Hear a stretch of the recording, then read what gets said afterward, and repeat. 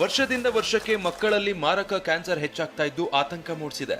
ಕಳೆದೊಂದು ವರ್ಷದಲ್ಲಿ ರಾಜ್ಯದಲ್ಲಿ 1889 ಮಕ್ಕಳಲ್ಲಿ ಕ್ಯಾನ್ಸರ್ ಪತ್ತೆಯಾಗಿದೆ. ಭಾರತದಲ್ಲಿ ಪ್ರತಿ ವರ್ಷ 35,240 ಮಕ್ಕಳಲ್ಲಿ ಕ್ಯಾನ್ಸರ್ ಪತ್ತೆಯಾಗ್ತಾ ಇದೆ. ಇನ್ನು ರಾಜಧಾನಿ ಬೆಂಗಳೂರಲ್ಲೇ 349 ಮಕ್ಕಳಿಗೆ ಕ್ಯಾನ್ಸರ್ ಪತ್ತೆಯಾಗಿದೆ. ಕಿದ್ವಾಯಿ ಆಸ್ಪತ್ರೆಗೆ ಕಳೆದ ಒಂದು ವರ್ಷದಲ್ಲಿ 12,612 ಮಕ್ಕಳು ಹೊರ ರೋಗಿಗಳ ವಿಭಾಗದಲ್ಲಿ ಚಿಕಿತ್ಸೆ ಪಡೆದಿದ್ದಾರೆ. ದಿನಕ್ಕೆ ನಿತ್ಯ 120ಕ್ಕೂ ಹೆಚ್ಚು ಮಕ್ಕಳಿಗೆ ಕಿದ್ವಾಯಿಯಲ್ಲಿ ಚಿಕಿತ್ಸೆ ನೀಡಲಾಗ್ತಾ ಇದೆ. ಜಂಕ್ ಫುಡ್, ನಾನ್ ವೆಜ್, ಚಾಕ್ಲೇಟ್ಗಳಂತ ಆಹಾರಗಳ ಅತಿಯಾದ ಸೇವನೆಯಿಂದ ಈ ಕಾಯಿಲೆ ಕಾಡ್ತಾ ಇದೆ.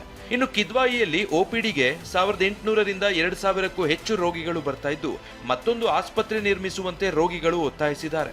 ಈ ಕುರಿತು ಸರ್ಕಾರಕ್ಕೂ ಮತ್ತೊಂದು ಆಸ್ಪತ್ರೆ ನಿರ್ಮಾಣದ ಉದ್ದೇಶವಿದೆ ಅಂತ ಕಿದ್ವಾಯಿ ಆಸ್ಪತ್ರೆ ನಿರ್ದೇಶಕ ಡಾಕ್ಟರ್ ನವೀನ್ ಹೇಳಿದ್ದಾರೆ.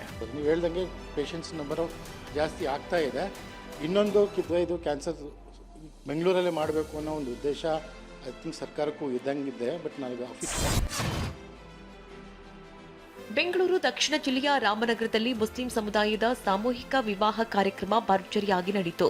ಅಲ್ಪಸಂಖ್ಯಾತ ಕಲ್ಯಾಣ ಇಲಾಖೆಯ ವತಿಯಿಂದ ಆಯೋಜಿಸಲಾಗಿದ್ದ ಈ ಕಾರ್ಯಕ್ರಮದಲ್ಲಿ 150ಕ್ಕೂ ಹೆಚ್ಚು ಜೋಡಿಗಳು ವೈವಾಹಿಕ ಜೀವನಕ್ಕೆ ಕಾಲಿಟ್ಟರು. ಸ್ಪೀಕರ್ ಯುಟಿ ಖಾದರ್, ಸಚಿವ ರಹೀಂ ಖಾನ್, ಶಾಸಕ ಇಕ್ಬಾಲ್ ಹುಸೇನ್ ನವದಂಪತಿಗಳಿಗೆ ಶುಭ ಕೋರಿದ್ರು. 150 ನವದಂಪತಿಗೆ ಟೈಟಾನ್ ವಾಚ್, 50,000 ನಗದು, ಬೀರು, ಮಂಚ, ಹಾಸಿಗೆ, ಹೊಸ ಬಟ್ಟೆ, ಪಾತ್ರೆ, ಪಗಡೆಗಳು ಸೇರಿ ಹಲವು ಅಗತ್ಯ ಗೃಹೋಪಯೋಗಿ ವಸ್ತುಗಳನ್ನು ಉಡುಗೊರೆಯಾಗಿ ನೀಡಲಾಯಿತು.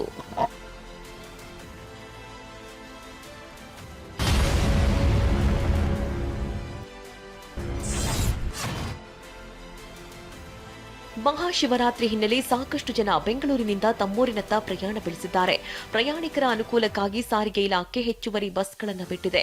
ಕೆಎಸ್ಆರ್ಟಿಸಿ, ಬಿಎಂಟಿಸಿ, NWKRTC, KKRTCಯಿಂದ 2,155 ಹೆಚ್ಚುವರಿ ಬಸ್ಗಳ ವ್ಯವಸ್ಥೆ ಮಾಡಲಾಗಿದೆ. ನಿನ್ನೆ 895, ಇಂದು 1,180 ಮತ್ತು ನಾಳೆ 80 ಹೆಚ್ಚುವರಿ ಬಸ್ಗಳ ವ್ಯವಸ್ಥೆ ಮಾಡಲಾಗಿದೆ.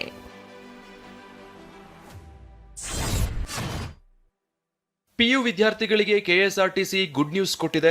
ವಾರ್ಷಿಕ ಪರೀಕ್ಷೆ ವೇಳೆ ಅಂದ್ರೆ ಫೆಬ್ರವರಿ 28ರಿಂದ ಮಾರ್ಚ್ 17ರವರೆಗೆ ನಡೆಯುವ ದ್ವಿತೀಯ PUC ಪರೀಕ್ಷೆ ವೇಳೆ ವಿದ್ಯಾರ್ಥಿಗಳಿಗೆ KSRTC ಉಚಿತ ಪ್ರಯಾಣ ಸೇವೆ ಒದಗಿಸಲಿದೆ. ವಿದ್ಯಾರ್ಥಿಗಳ ವಾಸಸ್ಥಳದಿಂದ ಪರೀಕ್ಷಾ ಕೇಂದ್ರದವರೆಗೆ ಉಚಿತ ಪ್ರಯಾಣ ಇರಲಿದ್ದು ಹಾಲ್ ಟಿಕೆಟ್ ತೋರಿಸಿ ಉಚಿತವಾಗಿ ಪ್ರಯಾಣಿಸುವಂತೆ ಸೂಚನೆ ನೀಡಿದೆ.